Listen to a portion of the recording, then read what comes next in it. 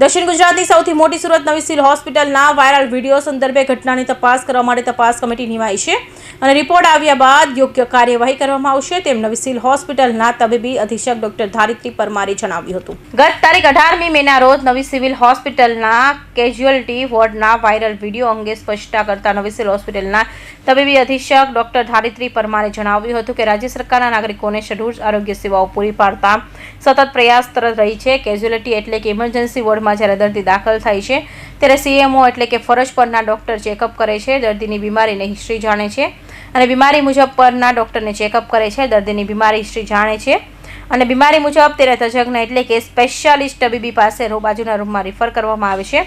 આ મુજબ વિડીયોમાં જોવા મળતા પેટના દુખાવા સાથે આલા દર્દીને સ્પેશિયાલિસ્ટ ડોક્ટર પાસે રિફર કરવામાં આવ્યા હતા, એટલે કે વિડીયો રેકોર્ડ થયા પહેલાં એક તબીબી તેમને ચેક કરી ચૂક્યા હતા અને સ્પેશિયાલિસ્ટ ડોક્ટર પાસે રિફર કર્યા હતા। સ્પેશિયાલિસ્ટ ડોક્ટર અન્ય દર્દીને બાજુની રૂમમાં ટાંકા લઈ રહ્યા હતા। વિડીયો રેકોર્ડ કરનાર વ્યક્તિ દર્દીના સગા ન હતા, કોઈ ત્રાહિત વ્યક્તિ હતા। દર્દીને પેટમાં દુખાવો એટલે કે સર્જરીનો કેસ હોવાથી સર્જન જ દર્દી તપાસી શકે છે। ડોક્ટર ધારિત્રી પરમારે વધુમાં કહ્યું કે વિડીયોમાં બેઠેલા અન્ય તબીબી સર્જન ન હતા, તે ટાંકા લઈને સર્જન આવે ત્યાં સુધી રાહ જોવી જરૂરી હતી। આ દર્દીને ઇમરજન્સી સારવાર જરૂરી ન હતી, જેથી સીએમઓની તપાસ બાદ બેડ પર સુડાવ્યા હતા અને સ્પેશિયાલિસ્ટ ડોક્ટર આવે તેની રાહ જોવી જરૂરી હતી, પરંતુ સિવિલ હોસ્પિટલ અને આરોગ્ય તંત્રને બદનામ કરવાના ઈરાદે દર્દીને લઈ આવેલા ત્રાહિત વ્યક્તિએ વિડીયો રેકોર્ડિંગ શરૂ કરી દીધું હતું। દર્દીએ 3 વાગ્યે આવ્યા અને એક્સરે સોનોગ્રાફી રિપોર્ટ કરાવ્યા હતા અને રિપોર્ટ નોર્મલ આવ્યા બાદ સારવાર પૂર્ણ કરાવી 4 વાગ્યે જતા તે જ ચાલીને ઘરે પરત ગયા હતા। વિડીયો શૂટ કરનારે સિવિલ હોસ્પિટલના આરોગ્ય તંત્રને બદનામ કરવાના આશયથી વિડીયો વાયરલ કર્યો હોવાનું પ્રાથમિક દ્રષ્ટિએ જણાય છે। આમ છતાં ઘટનાની તપાસ કરવા માટે તપાસ કમિટી નમાઈ છે અને રિપોર્ટ આવ્યા બાદ જવાબદાર તેમજ ગેરવર્તણૂક કરનાર સામે યોગ્ય કાર્યવાહી કરાશે તેમ જણાવ્યું હતું। Doctor Dharitri Parmar, new civil hospital સુરતના સુપ્રિન્ટેન્ડન્ટ તરીકે આપ સાથે તારીખ 18ના શનિવાર અને રવિવારની વચ્ચેની રાત્રે બનેલા બનાવ અને તેના વિડીયો રેકોર્ડિંગ જે વાયરલ થયેલ છે એ અંગે વાત કરી રહી છું। તારીખ 18ના રોજ રાત્રે એટલે કે વહેલી સવારે 3 વાગે 2:50 આવેલા પેશન્ટે વિડીયો રેકોર્ડિંગ ચાલુ કરેલ હતું। આનો ઘટનાક્રમ સમજાવીએ તો પેશન્ટ 2:50 હોસ્પિટલમાં આવ્યું હતું, જ્યાં તેને સીએમઓ દ્વારા ચેક કરી અને સર્જન માટે વેઇટ કરવાનું કહેવામાં આવ્યું હતું। સર્જન સાથે વેઇટ કરતા દરમિયાન પેશન્ટની સાથે આવેલી વ્યક્તિએ વિડીયો રેકોર્ડિંગ ચાલુ કરી દીધેલું હતું। આ દરમિયાન જે ડોક્ટરને પેશન્ટને ચેક કરવાનો હતો તે બીજા પેશન્ટને ટાંકા લઈ રહ્યા હોવાથી બિઝી હોવાથી એમને થોડું વેઇટ કરવું પડ્યું હતું।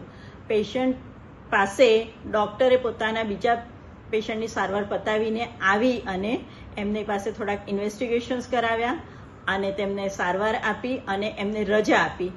આ સારવાર દરમિયાન એમના કોઈ પણ ફાઇન્ડિંગ્સ એબનોર્મલ લાગ્યા ન હતા અને 4 વાગે એટલે કે 70 મિનિટમાં આ પેશન્ટ અહીંથી સારવાર લઈને હોસ્પિટલમાંથી પોતાના પગે ચાલતા બહાર ગયેલ છે, જે આજ સુધી ફરી હોસ્પિટલમાં આવેલ નથી। આ બાબતે મારે જણાવવાનું કે સિવિલ હોસ્પિટલમાં ઇમરજન્સીની પ્રાથમિકતાના ધોરણે પેશન્ટને ચેક કરવામાં આવે છે। એ જનરલી દરેક ડૉક્ટરનો નિયમ હોય છે કે પેશન્ટ આવે ત્યારે એની ઇમરજન્સી કેટલી છે એ પ્રમાણે સીએમઓ છે તે લાગતા વળગતા ડૉક્ટરને જાણ કરે છે કે આપનો પેશન્ટ આપની તાત્કાલિક ધોરણે રાહ જુએ છે કે આ પેશન્ટ પથાવીને આવો। સો એ પ્રમાણે ઇમરજન્સીમાં પેશન્ટને પ્રાથમિકતાના ધોરણે સારવાર આપવામાં આવે છે।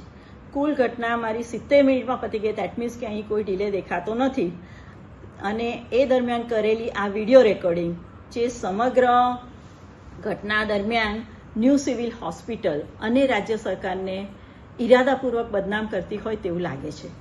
આપ સર્વેને અત્રે બતાવવાનું કે રાતના 8 થી સવારના 8 દરમિયાન આ કેઝ્યુઅલ્ટી ખાતે 164 પેશન્ટની સારવાર થયેલ હતી અને આ રીતે કામ કરતા મારા સ્ટાફ એટલે કે નર્સિસ, સિક્યોરિટી, ડોક્ટર્સ અને લેબોરેટરી અને રેડિયોલોજી ઇન્વેસ્ટિગેશન્સના દરેક સ્ટાફને એક જુસ્સાપૂર્વક કામ કરતા હોય છે। આ વિડીયો એ જુસ્સો તોડી પાડવા માટે પૂરતો છે, તો આપ સર્વેને વિનંતી કે આને તટસ્થતાથી જોવામાં આવે।